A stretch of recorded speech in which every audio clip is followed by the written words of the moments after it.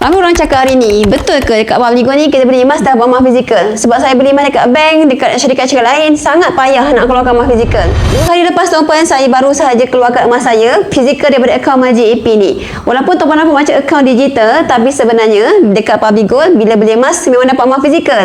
Tuan-puan nak beli emas hari ni, boleh keluarkan hari ni saja tuan-puan. Tak ada syarat minimum, tak ada tempoh matang. Emas-emas yang kurang daripada 22 gram akan dipos ke rumah tuan-puan dengan selamat by postage berinsurans.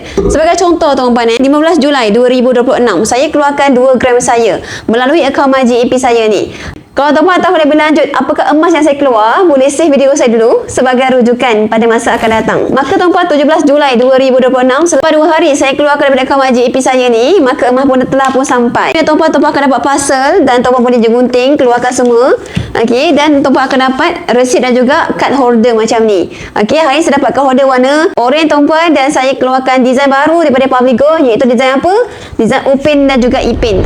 Jadi kalau tuan-puan ada anak-anak, mungkinlah boleh jadikan sebagai hadiah motivasi dan juga hari jadi untuk mereka kad 1 gram seperti ini, Upin dan juga Ipin. Kita zoom sikit tuan-puan kan, Upin dengan ada rambutnya tuan-puan dan juga Ipin yang botaknya tuan-puan, sangat-sangat seronok lah. Jadi bisa bagi dekat anak-anak saya, semuanya rasa seronok dan mereka nak pegang. Saya akan jadikan sebagai simpanan dana pendidikan mereka untuk jangka masa panjang nanti. Saya keluarkan hari ini dengan nilai sekitar RM1,200 untuk 2 keping. Mungkin lagi 10-20 tahun akan datang, nilainya pasti akan berganda. Jadi tuan-puan, kalau tuan-puan hari ini berminat nak keluarkan item-item emas di Publigo, berbagai design, saya sangat syorkan tuan-puan belajar simpan emas di Publigo. Bila tuan-puan tekan button withdraw ni, tuan-puan akan nampak ada pelbagai design-design kad 1 gram, design buah emas, design bola emas dan segala benda.